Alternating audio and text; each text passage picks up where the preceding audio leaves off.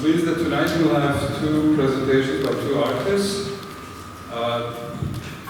various practices, Bernhard Rüdiger and Amilly. We start with Bernhard's presentation. I'll read briefly some lines from his extensive biography. You also have a summary of his presentations and the materials provided in the space. Bernhard Rüdiger was born in Italy in Rome and lives and works in Paris. He graduated from the Accademia delle Arti in Milan, Luciano Fabio, and after a stint as a teacher in Tours and Valenciennes, he currently teaches in Lyon. He's the editor of the magazine Tiracciarendo and was co-founder of the artist gallery A Spazio di Via Lazzaro Palazzi, a busy venue in Milan art scene from 1981 to 1993. His works confront visitors with a physical experience involving object, body, and space. At once, sculptures, monumental models, and architectural pieces, through their meticulous spatial and acoustic arrangements, his works seek to investigate history, particularly the history of places. I will not make it longer. Thank you so much for being with us again. The floor is yours. Thank you very much, Alan. So I have to ask you to be patient today because I will do something that I didn't do since I think 20 years. I will talk about recent work. This I never do because, and this is one of the reasons of the course I'm giving now here in summer school. An artist cannot make theory on his own work with any distance. So the conference would be like kind of two conferences in one conference, because there is in the public also the ones who are in my course, so I'm trying to respond to some question and also trying to be myself in the same position as an artist that cannot speak about his work, because I'm like every other artist in the same position. And the second question I'm trying also to answer, where are the limits of theories? This is a little bit the center of the course we are making now all together. Is art theory has some aspects that can be distantiated because we work on shapes and shape has an history, and so we are always working on references and constructing a theoretical approach.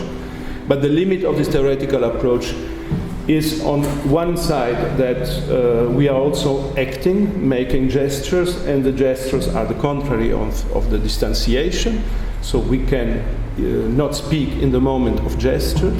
And in the second point, my point of view is that the 20th century brought us in a quite new condition, in which the condition of the future is no more present. And I will try to explain this aspect and the choice, some choices I made this year. So to introduce the context, I was invited 2019 in an art center nearby Paris to make a retrospective show in 5,000 quadrat meters. It's wonderful. When you say to yourself, I have now the space to show all my work, I'm very happy. I'm working since quite 40 years now. So it could be a very interesting occasion. And then COVID came and all was slowed down. And by the slowing down, I was brought to think a little bit more about how to answer this question of the retrospective exhibition. And there is one point that brought me to the conclusion that an artist cannot do a retrospective exhibition, as this is the theoretical point I want to stretch today. And in the second, in secondary, I had to respond to the invitation. So what I practically did was very simple. I chose to use only the half of the space, one of the floors. And the second floor, I invited 4 younger artists than me to create some relation to future, and maybe you will understand better this question. What you hear now is an ongoing music project by an Italian artist, Francesco Fonassi. What you hear is indirect sound from the art center now. what you don't hear, and that's normal, is that it is a concrete structure, a very light concrete structure that is waving with the sound, so that all the architecture is involved in this vibration of the sound that we hear only by loudspeakers, so it is not the same work. But I will come back on the work of Francesco Fonassi later.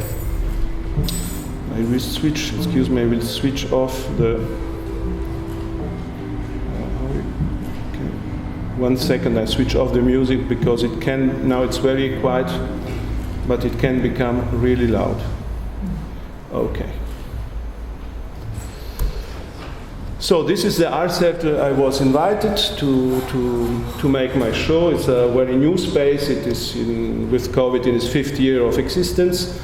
And so the program is quite interesting program, really very mixed up in different approaches of national and international artists of different generations, and really different also way of having a look over what is art. But when I have these 5,000 meters for me and COVID came, I had a real problem with this question of future is at the center of the courses I'm giving now and I'm discussing with our students here. In my opinion, I make it really short because it is a part of the course I don't want to get into. But to make it really short, I think that the total destruction the 20th century brought in with the wars from Sarajevo to the end of this war here. For me, the 20th century is this lapse of time. From the invention of machines killing hundreds and hundreds of soldiers in the First World War and the total destruction of cities in the Second World War, I think that the 20th century invented a quite new situation for us in which we lose what we don't think that is automatically given to us as being our city.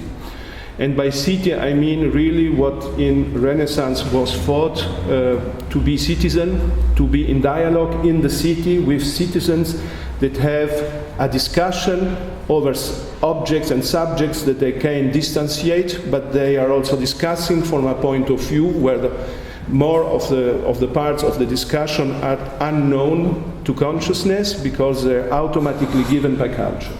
So that, let's say, to make an image, in such cities you have your back against the wall because what is given from the culture you have not to think about.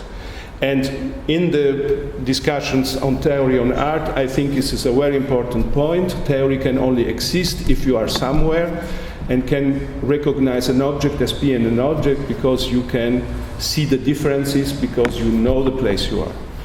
So I think 20th century by total destruction is really at the heart of my work as an artist, is a new condition of the artist and of the viewer. And the thing I thought through this pandemic condition, being alone in my workshop preparing this show, was that if there is no more city, and in this sense my back is no more against the wall, one of the elementary things that are natural to us, the relation to time, has changed. From Renaissance, let's say from Giotto to us, in the first time when a painter puts in perspective bodies that we look at, he puts us in perspective of what we see. So he puts us into the city and into the discussion in the city. We are looking to bodies, discussing with ancient history or whatever is painted in his painting. This condition is possible because there is a future. In the Renaissance city, we can say with Benjamin words that there is something that is the progress, that is this force, ongoing force, that we don't analyze as such.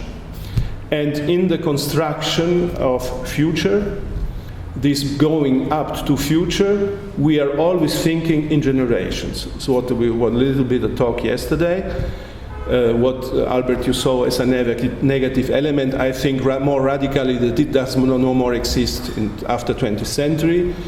simply because to think in generation you have to have a father or a mother, and in this relation you are related to the city, to being citizen in the city, in which you can recognize changes and revolutions and whatever happens. So what is art and what is a shape, and how in more larger way in my problem now can I think not only my work but my oeuvre? What is oeuvre? If I cannot think, the last point where I will end the work and in a retrospective reorganize, give chapters to what I did. I can only give chapters to what has been, because there will be a future.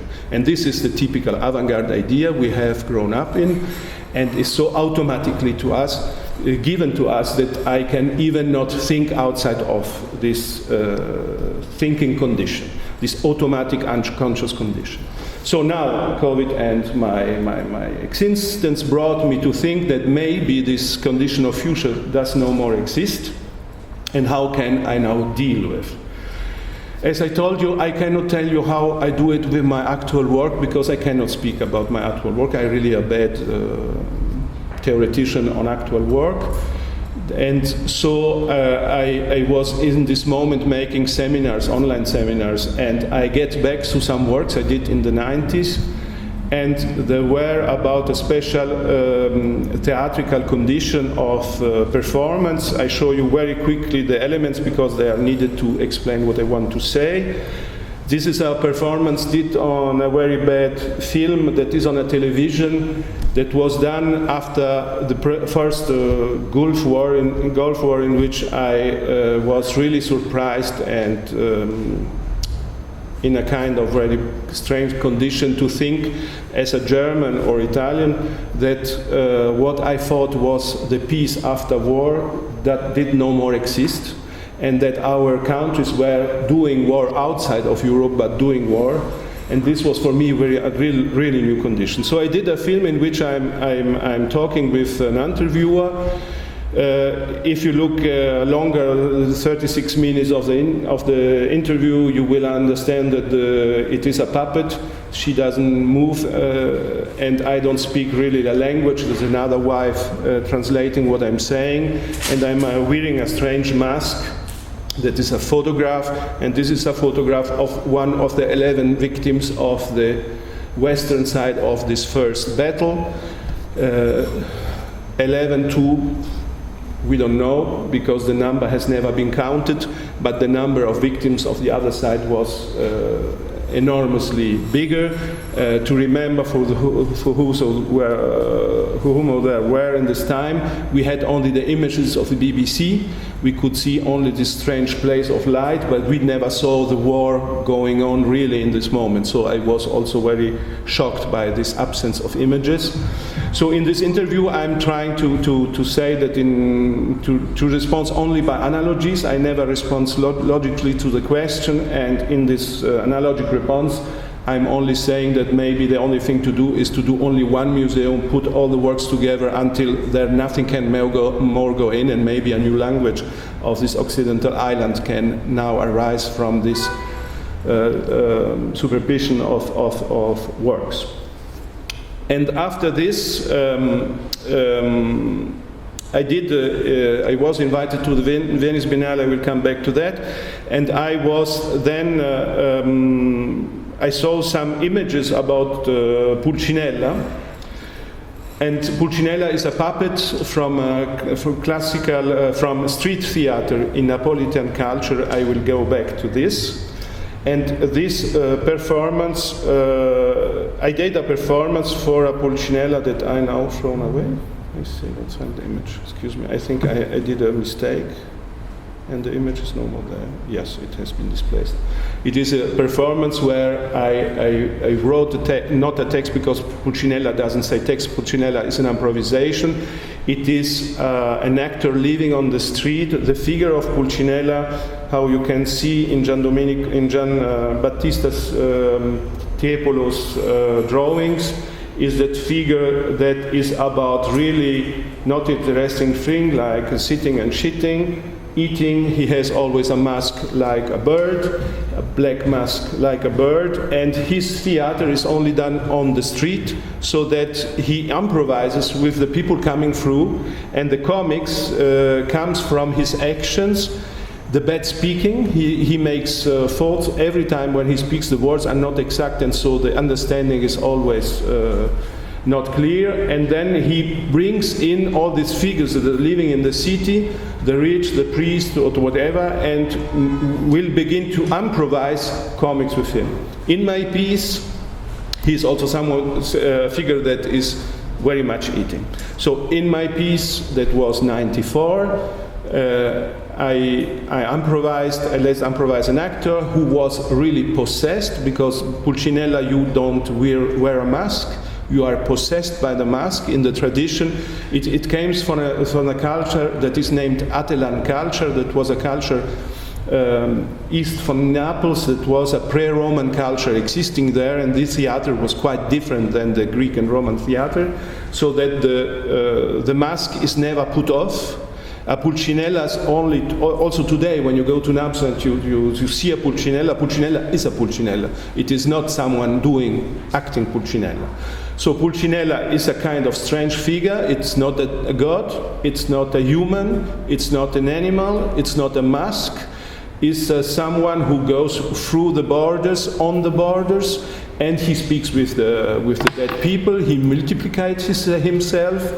He dies and he gets born again the day after. He is a kind of bird, so that you don't know if it is the chicken or the egg that was there before. It is a kind of very strange figure. At the time when I did the performance, for me it was the way to keep the people into the piece, so that for 1 hour and 20 minutes the actor, she didn't let go of the people. And she organized this difference between them and the actor. It was a quite aggressive performance in which it was important to me to imagine at the time, when I could not speak about what I did, that I was imagining that it was a performance without any language, so that the Pulcinella can speak out what it speaks out, the direct content. Nowadays, I think it's actually the contrary. The words that are said by Pulcinella are in the mouth, and one cannot speak out what has to be spoken out. And it is in this point that I was dealing, for me, with politics. But I could not understand my critics or whatever at the time why it was politics. And so it took me much years to understand this thing. Now I will take only one point of this element that is important to me to speak about time. In 93, before I was doing this, I was working at the Biennale for this piece. It is a huge house you go through, and your head is cut off the roof, so you are outside the house, and in the house, it was with another Italian artist, Liliana Moro, and in the house you have two voices. I'm speaking the voice of Pierpaolo Pasolini saying a text of an article of 74. I know, because I'm an intellectual, and I know what these attempts are about, who is the organizer. And Liliana Moro was saying the voice of Peter Hankte, discussing about what is a story where there is a murder and what is order and disorder. So it was quite very politic this way. For my students, you can see there the Catalan piece at the end, where he put it, but it's in a joke. So when I was doing this house, and we did it with our hands like always, we made also some breaks, and in a weekend I went to see the villas on the Brenta outside from Venice. And then I was looking for the frescoes from Giambattista Tiepolo, and I saw also the big fresco of Giambattista, and then his son doing the little decorations. And in a little decoration there was this picture, and I was very curious about this picture because they are all with the back to us. And I was thinking how ironically the son was doing ironic repetitions of the very known picture of his father, where in the cloisters of Würzburg residency, the prince is going up the stairs, and all these gods are not looking down to the prince. So I was thinking how ironic the son was dealing with the work of the father. And then going back to Venice, I went to the Museum of Carezzonico, and I found the same picture done 30 years later by Gian Domenico again. And here I was impressed by how the backs are really present and clear. And I was impressed by the fact that the only figure you see there is a Pulcinella, a punch figure with the mask, and the only people looking are Gian Battista Tiepolo, Gian Domenico Tiepolo, and the son of Gian Domenico here. And all these people is looking at the New World, and the New World is the first invention of cinema, a light in the center and a figure turning, so that they are all with the back looking somewhere else. And then I began to interest me about this Pulcinella figure, also because in the museum where they took off the pictures from the house of Gian Domenico Tiepolo, this was done for the entrance of his workshop, so that he had from the portico two doors where you get through to go into his workshop, and in his workshop there were only Pulcinellas. And so Pulcinellas redoing different mythical scenes or not mythical scenes. And I was really impressed by this idea that the workshop of Gian Domenico Tiepolo was full of Pulcinellas. So I began to learn a little bit more about that, and I learned how to think about and to get to my performance. And one of the elements that was really important in the performance was this discovering of this series of 104 drawings that Gian Domenico Tiepolo did at the end of his life. It is the amusement for the kids in 104 drawings that has been sold and separated now, but that is in the 5 last years of his work. And by reading his biography, I understood that he went out of, he stopped doing all. He went out of Venice. He lived only in his house. He was no more the director of the new academy he founded.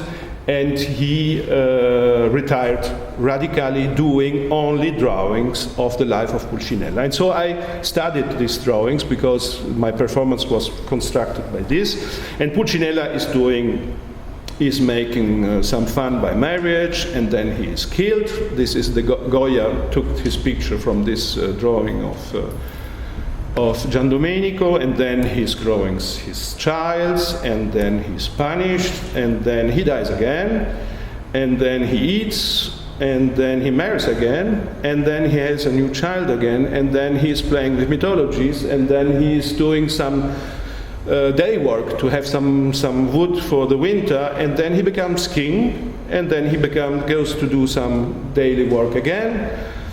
And then he makes some fiesta, and then he's born again. All the life of Pulcinella is a quiet disorder. And I was really interested by this disorder.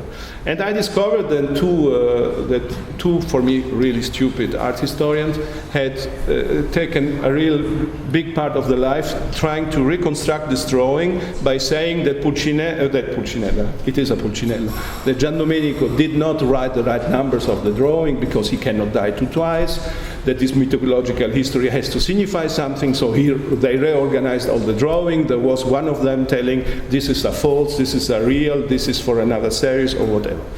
So I was very impressed by the stupidity of trying to reconstruct the life of Pulcinella.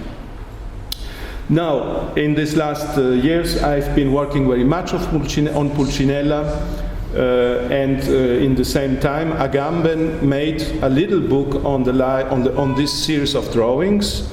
And what was really very astonishing for me, that he was using exactly the same sources as I used for my performance. So I went very deeply in this work. I was working on Agamben before, because these performances I showed you, they were for me exactly construct of the idea that these are two figures cut out of society. So what was interesting me in Agamben's Homo Sacer series of texts was that he was thinking what it is to be cut out of society and what is the condition of being cut out. And this was very interesting for me because he brings it again together with a political problem. Being politic does not mean to be in society. Being cut out is an act of politics also, so that I could, through Agamben, find kind of way to understand what I did when I cut out these figures in these performances. But what Agamben went back, also in a little book about the gesture, we have been discussing about this question of the gesture. In the gesture for Agamben, what should be spoken out is stuck in the mouth. So that, let's say, in painting, when I make a gesture, this cannot be a communication because it's only a gesture. And the example he makes is that mimics works also when we are alone in our room, and we have mimics because we have a problem or we think about something, and we produce mimics to express ourselves that are not language. In the sense that expression for Agamben is the contrary of language, and this in the course we're doing together is for me one of the very interesting elements of how art theory works. It has to do with something that can be distantiated, and then we have to deal with this other part that cannot be spoken out. And this not be spoken out is something I've been working on very much. And now I want to come much more to the comics, because this was for me a very important aspect. In Pulcinella, the gesture is interrupting something. So in a film of Totò of the 50s, Totò wants to write an important letter, and then the three figures around the table are discussing, and Totò is always displacing the lamp in the middle so that the letter never can be written. And this is a typical Pulcinella gesture. It is a gesture that suspends the action to be. And seen in historical terms, the gesture of Pulcinella is the gesture that suspends the action to come, the future to be, the politics to be done. And Agamben writes more on this. I have only this element to show you. So the Lazzi is this kind of gesture I've been describing. The Lazzi makes you laugh because the action in which it consists is denied by the very act that accomplishes it. It is the same thing with the gesture. The gestures want to speak out something, it is stuck in the mouth. It is only gesture. The action, which according to an ancient and venerable tradition is the place of politics, here no longer takes place. It has lost its subject and its consistency. The comic is not only an impossibility of saying exposed as such in language, it is also an impossibility of acting exposed in a gesture. But it is not for this reason that Pancinello is simply non-political. He announces and demands another politics, which no longer takes place in action, but shows what a body can do when all action has become impossible. So this relation to my performances of the 90s was for me very important to understand. The gesture of comics, the gesture of being cut out, the gesture of the language that stuck in my mouth is the demand of another political condition. And in Agamben's works, a much more complicated relation to what could be a politic not thought through action, but thought through the body. He did not, I have the impression, he did not really come to an end, but it is a very interesting topic. So I go back to Pulcinella, and what interests me now is that Pulcinella takes place in Gian Domenico's work in a very important moment of the Republic of Venice. So Republic of Venice is 1,100 years of story, a big invention of economics, of trading, that makes Venice the most important city until the modern colonization of the last Renaissance. So that Venice, with the beginning of the new colonies in Africa, in Asia, and in America, went a little bit down, becomes a local economy dealing only with China. And so at the end, it ends really badly, because In '96, so it's 5 years later, when after the fresco we saw, Napoleon comes to Italy for the French Revolution to kick out Austria. This is the main thing. But to kick out Austria, he uses Venice because Venice is neutral. And then it becomes difficult for Venice because inside Venice there are resistance and they want to become a new democracy like in France. And then Napoleon makes a kind of ultimatum: if you don't become a democracy, I will invade you. And so the Doge and this republic decided to dissolve themselves somehow. And they decided their own death as republic. And this is the action that made that Gian Domenico Tiepolo get out of the academy, get out of any action, and went somewhere else. And this is a very deep trauma in all Venetian history. It's a very deep, because 2 years later, Napoleon sold Venice to Austria. so it was a really a gag. It's a Pulcinella gag. So, and what Agamben says about this is the question of how comedy is related to politics, that Domenico Bangani's divertimento in the time just after the collapse of the Republic of Venice should come as no surprise. For him, as has been suggested, it was not a matter of escape in reality, because the art critics saw all the drawings of Gian Domenico as the way to think to comics and other things. But on the contrary, of a closer relationship with the real and with history, which belongs to the sphere of comedy from the beginning. It is a fact on which we should never stop reflecting. Aristophanes' comedies were written at a decisive, or rather catastrophic moment in the history of Athens, precisely because it carries within it a metaphysical dimension. Comedy maintains an intimate link with history. It carries its crisis, its judgment, in every sense decisive. And I think this is a very interesting point, that to think politics not as a dialectical non-reaction and not as an action. This was the point of Agamben. So what happens with this drawing? Agamben puts this drawing in a theological perspective. It is in all monotheism the same problem, but in the Christians have a bigger problem, because Christ came one day and said, tomorrow there will be paradise. And tomorrow was after tomorrow, and after tomorrow was after tomorrow, and 2,000 years later we are still waiting. But all the problem of Christianity is how to deal with this time that never ends.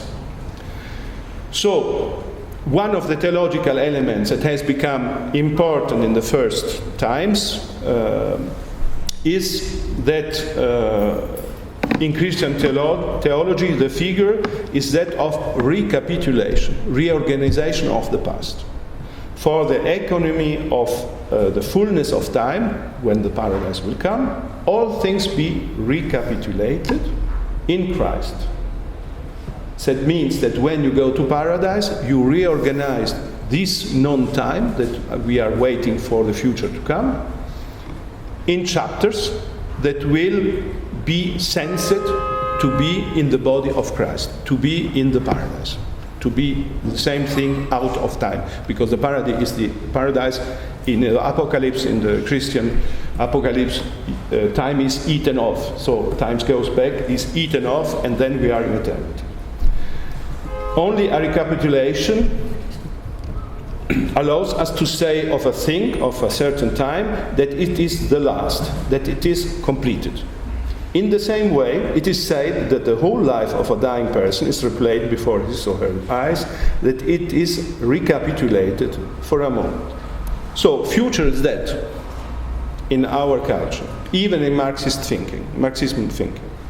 The Marxism thinks that the revolution will change and has to come, and all the construction of avant-garde thinking, from modernity, from Giotto up to the, I would say, to the 30s, is constructed on the idea that art is done for a better future, that avant-garde is not understand for a better future, that language is new for a better future, so that all these questions of timeline is for me a very important element of what is time. Because if we don't think anymore in these theological terms of what future will accomplish, we are in a time that is suspended. We are in suspended time. We are in a kind of blockage. We are stuck in somewhere, and we cannot distinguish what the language I produce as a very smart and wonderful artist for someone that is still not there, but I believe he's coming. So you see that this idea of the future is so deeply involved in shapes. And a part of the discussions we are making in our course are about this, how we construct in art the theory from how shapes, dialogues with ancient shapes, with different references that they bring in, and the very notion of image is the notion of this dialogue of a subject looked into a shape, recognizing shape having been seen before. So this dialogue is constructed to the future. So what is important for me is to understand that that there is something that doesn't work anymore now. And when I think of a retrospective exhibition of my work, even if I have been working, my first personal exhibition was 38 years ago. So I can say I have a curriculum. But when I have to reorganize my curriculum for the future to come, when I will be dead, the only real problem I have what I do with all my sculptures, because it's really not normal to give them to my sons and daughters. There is a real problem for me, moral problem of having produced so much shit.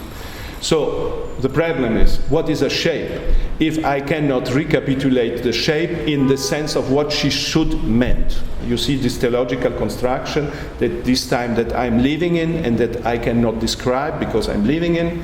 What is that if I cannot re-chapter what has been done by myself? So the solution was very simple. I choose not to do that, let's say, and to do an exhibition in which several chapters are missing, and it was a choice. There is really important elements of my work that are not in the show. But the show is about works that are confused in time, and this is for me an important question, that elements from the 90s are nearby elements from the 2020, and that this confusion of time is a central element of how I organized my exhibition. So I show you very quickly because, as I said, I cannot speak so well about the work. This is an architecture of 2007. It is inspired by Buckminster Fuller's first structure that is automatically geometric, in which there is a pandemic element that make her turn not well. So there is one element too much in one of the hexagons. There becomes a septagon, and the piece becomes crazy. So this is one of the works of 2007. On the outside, what you see behind is a bell. That is a piece also of 2007 in which the people can buy and play with the bell. I have been working very much on music instruments and on awaking instruments, so that the bell, when it sounds, you have the impression there is a signal, but there is no signal. It is an irrational signal. So this is the outside, and when you go into the inside, it's a whole big room in which the works are mainly organized in one line, so that when you are in front of a piece, the piece behind are disturbing the piece you look at. It's a very important element for me in this show, that you can never see a piece alone, and that the piece is always confronted with another piece of another time. Sometimes there is a relation, sometimes there is not, so that the shapes are disturbing each other, and that the contemplation, let's say, this romantic, sublime experience cannot take place because the shape behind is always saying something else that is not according to the shape before. This is the piece you see in front is a piece I will not speak about, but I'm someone who does learn the practice. So when I work with glass, I learn to to make the glass when I work with bronze. I make myself the bronze when I work with wood. So my process takes sometimes 10 years, 7 years.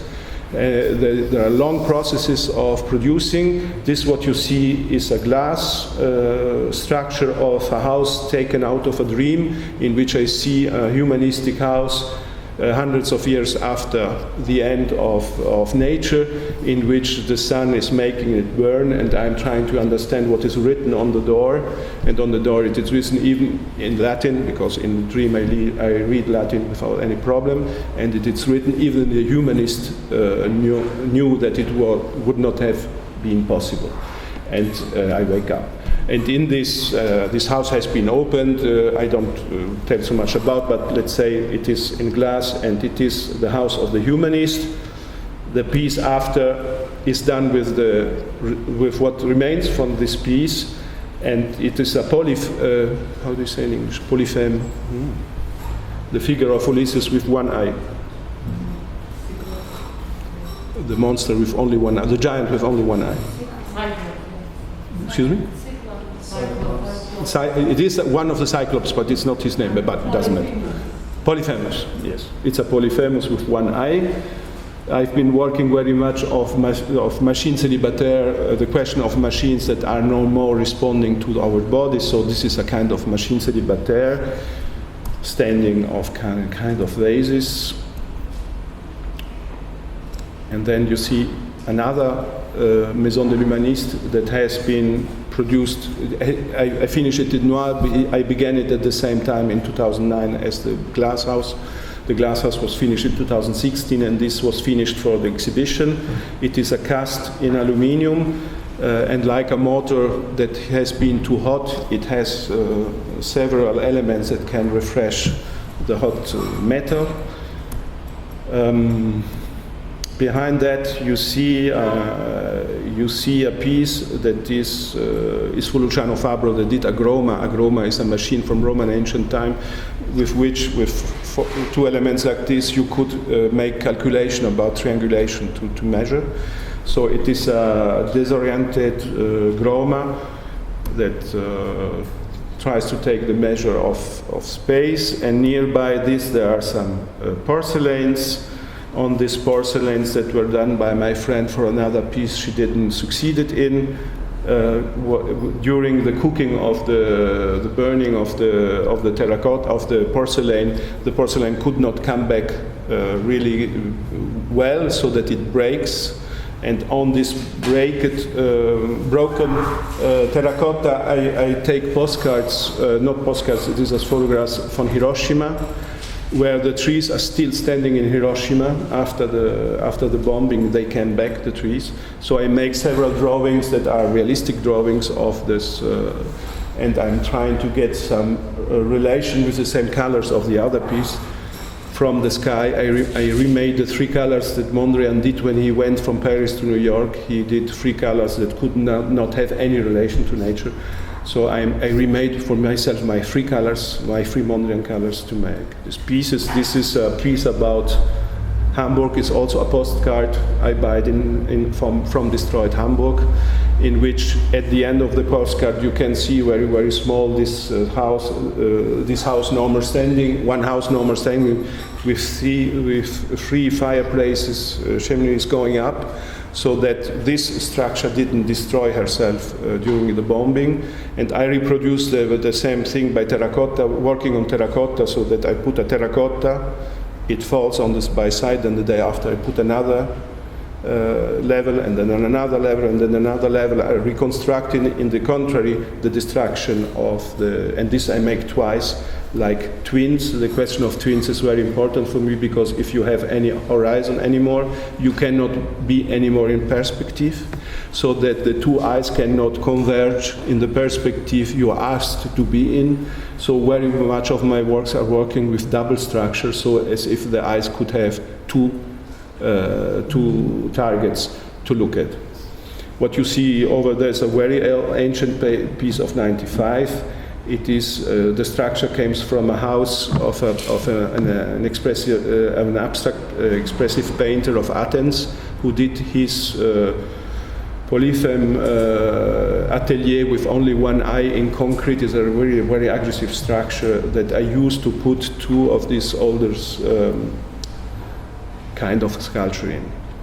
And when you get to the middle of the I will go quickly, but the main piece I re-exposed is this. It is a piece of 91, in which you can walk over this structure. What interests me in this experience is that the head is cut off of the body, and the two experience of trying to pay attention to my feet and not to fall down from the structure, and what I see that is another horizon, are separated, and it is a very strange experience of perception. I was working in the end of the 80s and beginning of the 90s very much on this separation of the perception. When does the perception become active? What is an active perception, even if there is no object to look at?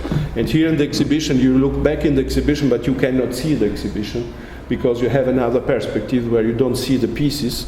Here you can see this a photo a little more real about the exhibition, because the empty exhibition is not that normal, but the photo are quite empty. What you see here is the empty space before this piece, and then this other perspective. At the end of the perspective, there's a piece. It's today his birthday, because we are 6th of August today, and it's the day of the bombing of Hiroshima.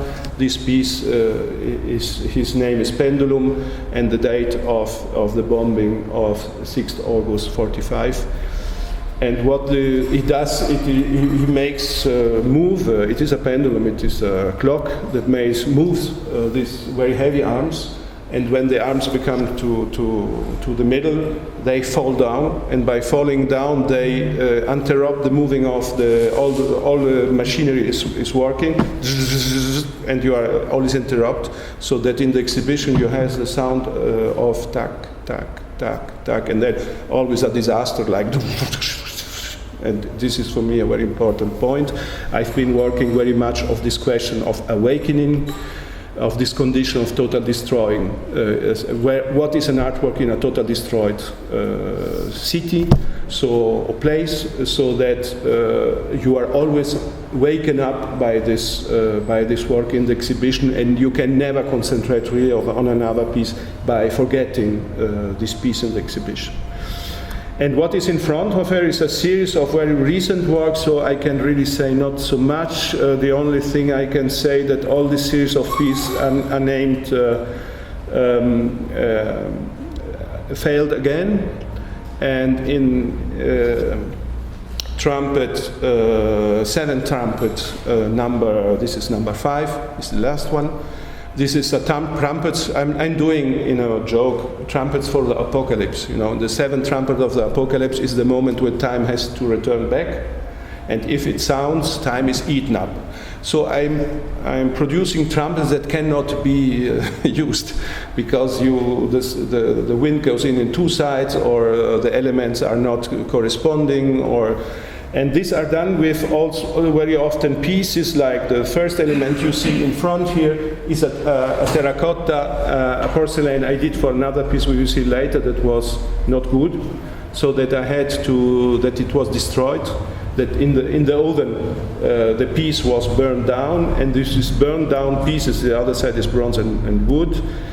I do several things, and these are linked to a German writer, Erich Nosak, that is the first writer that wrote about the total destroyed Hamburg and how is life in Hamburg in 43. And these are two birds coming from east. This is a figure that comes often in his work. What interests me very much here is that inside this piece there are two speakers that make them vibrate, so that you maybe don't hear the sound, but the piece is vibrating. This is another of these trumpets. Another. This is a piece about Pasolini. I'm saying a poem of Pierpaolo Pasolini that is you cannot hear really good, because there is this glass element on it. It is about mothers and the new humanity. It's a Pasolini program to go in. Here some trumpets, again, another trumpet with the nose that doesn't work. And in the last part you have the trumpets going to another Polyphemus. And here is the piece for which I did all these pieces in porcelain that I could not get right. This is a Pinocchio. And the Pinocchio, this is a piece for a friend that was a caster, and the bell cannot ring because this plastic element is holding the terracotta nose of Pinocchio, but is also holding the vibration of the element. What you see behind are two other birds of Éric Dégoutte here, or trumpets. I will go a little bit far. This is a planet element which tries to refine the moment where the planet in Dresden in the 3 days of bombing. So it is a song for children that German sings, Sonne, Mond und Sterne, when the winter comes, and then to get over the fear of the night, they go with lanterns through the night and sing this song about this planet. So this is dedicated to the planets in Dresden on these days.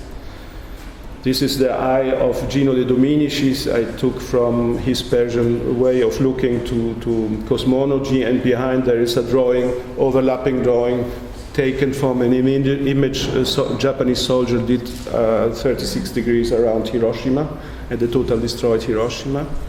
These are other Hiroshima trees, and these are very recent pieces, I cannot say that much, that are paintings that wanted to be paintings, and then I used the other side of the painting by putting resin in and putting some insects in, so you can see some insects into the resin.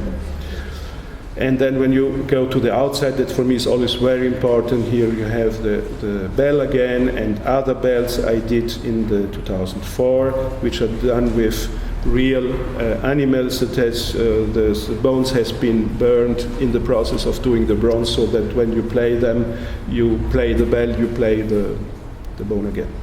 So, and very quickly to say, how did I resolve the other problem? What are these young artists doing in my exhibition? What I tried to do is to invite artists that had solutions that I would never find, but with some elements that interested me. Do I have 5 minutes to show this? Yeah. So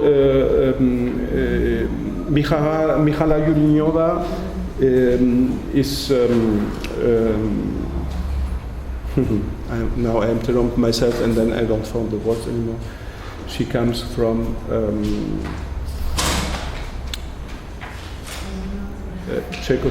Slovakia. And what interested me, I show you always one of my works to understand why I invited them. What interested me in this awakening about history, that in my pieces, one of the problems that interests me, is that you never know what is really subject of the piece. You have a kind of awareness that this is a political thing, but you don't know what. And Michala, she finds solutions that I really never thought about, that are really very impressive for me. You see here one of her 2 rooms, with 2 videos on the other side. The 2 videos are linked to 2 elements on the other side. The first video is a piece she did in Lyon, so you can hear the singing, but I will speak about the singing. And here you see it was a piece, this element is of the same piece, it was a piece about frontiers. She did a performance by singing popular songs in Slovakian that talks about emigration and frontiers. So she did a work by performing. The other video you see on the right is an old woman stealing apple in a garden, is linked to another performance that is taken by a printing of Dürer, in which the bad son comes back and is working with the pigs and is praying. And she did a performance, I show you only 1 second of it.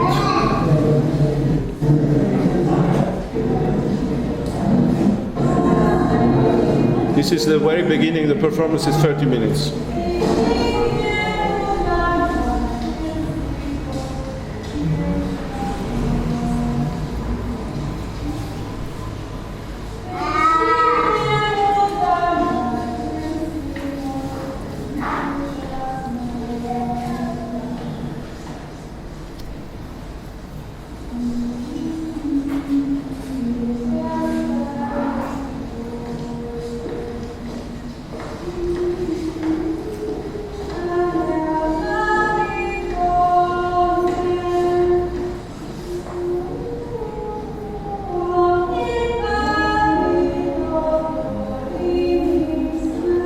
interests me very much in this approach she has is that she uses elements of folk music and that are now used by the right wing in Slovakia.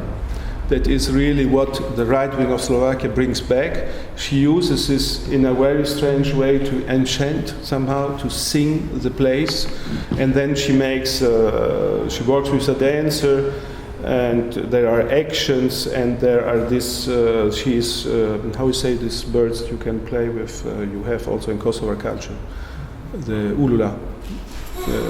She makes sing these birds, so that she makes a kind of very strange performance where you never could understand what is about the songs and what is about the gestures. And I'm very impressed by this very sweet, gentle way of bringing so brutal elements into the work. One other artist I was very interested is a French artist, Florence Schmidt. You see in my shapes there is something that is done to the brutality of what happens in the oven, let's say, and in the very process of producing. That is very important to me, so that shapes are not the result of a drawing, but very much the result of what is technical experience and also all what happens when technical things happens. Florence is a person that has a very complex it's the only person I know that is herself 3 or 4 times, so that she looks at things from 4 different points of view with very difficult psychological aspects of it. But the perception in this person is something really very, very rare, and I am very impressed by the bodiness of her pieces that are in her body, outside her body, are matter, and that in the same bodies are language, and they speak with each other, and there's a logic of language in the way she organizes them. And this is something that is really very impressive to me, how she deals with these very complicated elements of the thing. Fonassi is the artist I showed you. This is the piece again with these vibrations. I invited Fonassi because it's one of the artists I know that really can make vibrate architecture by music. His performances are never a given music in sound. That is, so what he does in the exhibition, has been recording, sounding the architecture, recording voices, places, objects, bringing sometimes elements of music inside. And then now the performance is ongoing day and night since the beginning to the end of the show, with a variation of constructions of sound that are a kind of vibration of the structure, and it is accompanied by a work on light that are kind of signs going on and off, and that are very different when the public is not there at night very often, where they have a quite different way of working. And the last artist is Leander Schoenweger, who is an artist who's living in Brussels, but he studied in Vienna and he's a South Tyrolean. And I met him in the HISC in Belgium, and I was very impressed by his very strange way of thinking, perception and places. You see, for me, this separation of what is perception activate, when do you activate a perception, was very important for me. And Leander, what he did here in general in his work, maybe if you want to look at his work, one of the not last before Biennale in Istanbul was a very interesting piece of this experience of space. He took one gallery for him. It's a small gallery, but he constructed this structure inside so that any reference to space could be used by you. You cannot say where you are in the space. You go into the space with corridors and neon light. And on some ends of the places, you come to a strange place sometimes where there is a kind of kitchen, and there is a little motor vibrating these things a little bit, very little bit, so that you don't know very well if it's normal or not normal, what is the relation you have to space. So that is the exhibition. And what I can say about is, maybe I didn't have the solution to reinvent time. I don't have the solution. But what I understood now in this experience is maybe that there is something fragile about the fact of being out of time, because time is not out of joint as a catastrophe. It is in the text of Shakespeare. Time is out, simply. And this being simply out is not tragic, and we cannot react to something that is not tragic. And so what I understand now is that this non-tragic condition, humor is one important thing, and I have not enough, I think, myself, but I think this is a really enough. And the second thing I think, and maybe I had a little more the capacity to bring this in the exhibition, is the fragility of what we do, this non-constant aspect of the things. All my pieces here were really fragile and in danger, and this condition of danger is and now we are standing out of time, we are in the experience of danger, and there I see a solution to come, but I cannot really theorize and say you nothing more than an intuition. Thank you very much.